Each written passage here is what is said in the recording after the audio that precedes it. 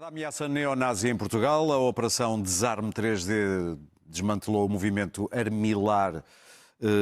Foram 6 detidos, 4 ficaram em prisão preventiva e ficou a saber-se, Daniel, que parece que planeavam ataques ao Parlamento e a São Bento. Pronto, é para perceber a gravidade de que estamos a falar de um movimento armado, estamos a falar de um movimento armado que tem que ter alguns meios para ter aquela máquina 3D, portanto, não é um que fazia as armas, Sim. que tem, pelo menos só no grupo, no núcleo central tem um chefe da PSP e, como tu disseste, planeava atacar a Assembleia da República, o Presidente da República. Primeiro é dizer que eu lembro-me que quando se falava do ódio, do discurso de ódio aos mais fracos, diziam, mas olha como a extrema-esquerda fala dos ricos.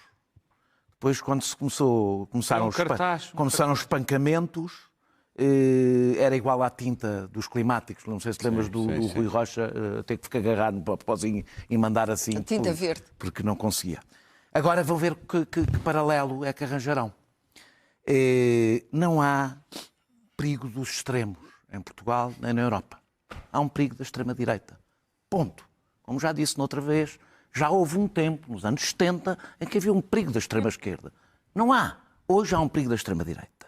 E a equivalência que se faz tem um único... não é inocente. É porque há mesmo a ilusão ou a tentativa de integrar e amansar, ajudando que assim se amansa a extrema-direita. Isto tem uma história também. Tem uma história antiga de não hostilizar, de usar parte da agenda e depois são devorados. Porque vai haver um momento, à medida que vamos normalizando cada coisa, vai haver um momento que vai ser a violência que é normalizada. Ela vai ser normalizada, vou acabar. Há outro tema aqui que se levanta mais uma vez a evidência da forte penetração nas forças de segurança da extrema-direita. Eu gostava de saber o que é que aconteceu àquela investigação de Pedro Coelho. Nada. Sobre o discurso de ódio nas redes sociais de agentes das forças de segurança. Mas do agente que denunciou. A extrema-direita usa as forças de segurança para reprimir as minorias. Portanto, usa instrumentos do Estado para reprimir e perseguir as minorias, para criar um clima de medo e para minar o Estado de Direito Democrático. Que haja pessoas conservadoras democráticas que não percebem a dimensão do que está a acontecer, significa que não ligam assim tanto à segurança nacional e à defesa do país. Pedro.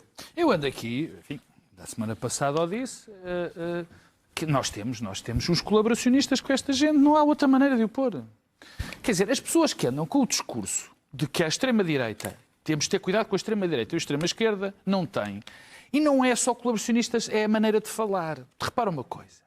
No momento em que se faz este paralelo, está-se a semi-legitimar este tipo de ações. É assim que funciona.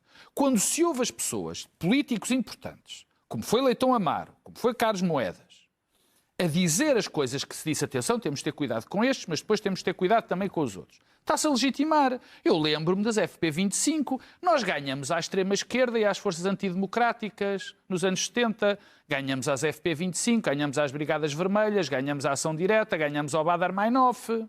Era essa a ameaça antidemocrática, vinha da extrema-esquerda, agora não há ameaça nenhuma.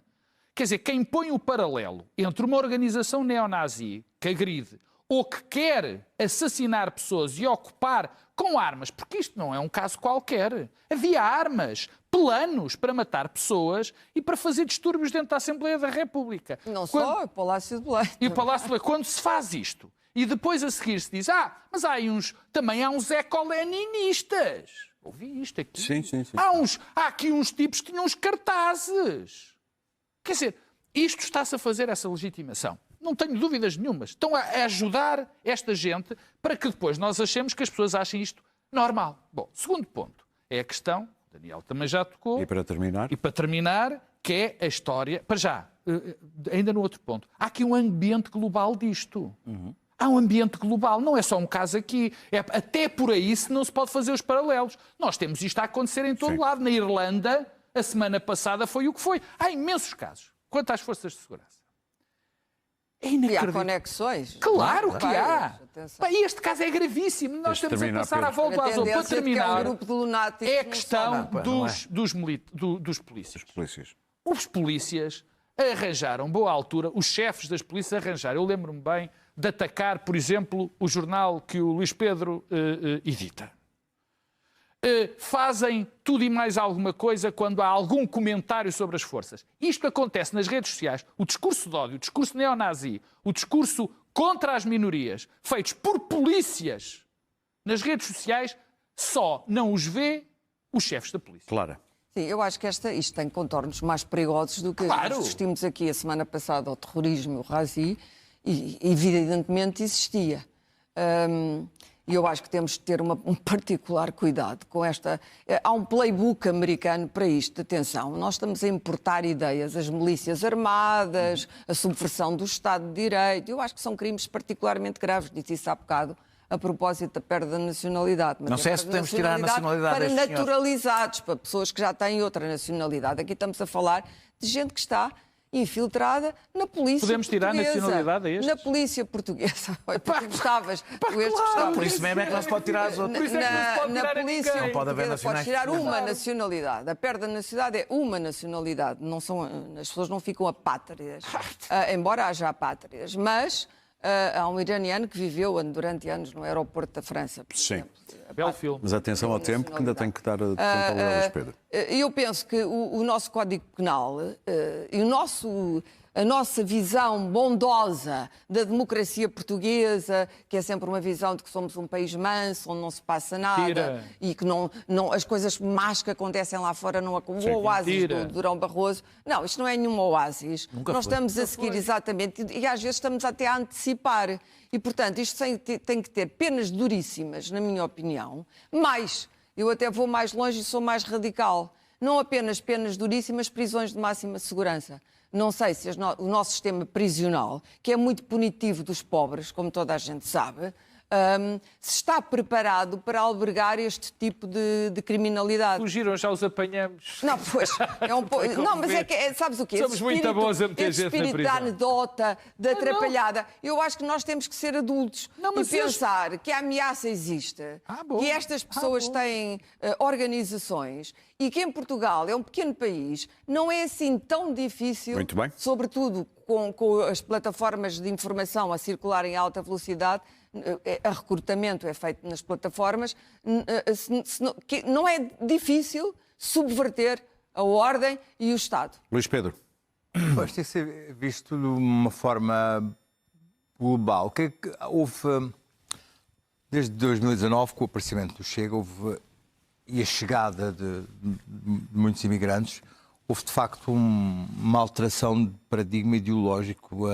O discurso racista de ódio que começou a existir nas redes sociais saiu para o real e Legitimado pelo Parlamento. legitimado pelo Parlamento, E agora na nas Madeira. televisões, na boca de deputados, na boca dos políticos, saiu para as ruas, nas ruas, começou-se a aceitar nas ruas que o discurso racista fosse banalizado, tornasse uma coisa natural, e a partir daí o racismo enquanto forma natural de conversação, de existência, fez com que a partir de certa altura se aceitasse como um problema a resolver, algo que necessitasse de uma ação, e é esta necessidade de ação que advém esta necessidade de organização, de existência de milícias para a ação. Estamos aqui a falar de milícias que hoje, está aqui uma notícia do Público, existiam mais 3 agentes de forças de polícia nesta situação. Portanto, nestas milícias neonazis. Portanto, há aqui uma forma organizada, pensada para uma ação concreta, portanto, com planos. Portanto, estamos aqui já num novo patamar. Mas isto começa tudo com uma alteração, uma alteração de discurso e de paradigma de pensamento. Dizer, tudo isto é possível. Isto é o possível. Estamos no campo do possível. Portanto, não se pode... Eu não desligo o ponto A do ponto aqui em que estamos, em que se diz temos que agir, temos que fazer qualquer coisa para mudar esta realidade, temos que ir a eles, temos que ir aos políticos, temos que acabar com eles, temos que agir, temos que entrar pelas portas dentro e fazer qualquer coisa. Há um ponto A e há um ponto H. E, portanto, o ponto H são as milícias. Portanto, temos que pensar que há responsáveis ao estado a que chegamos.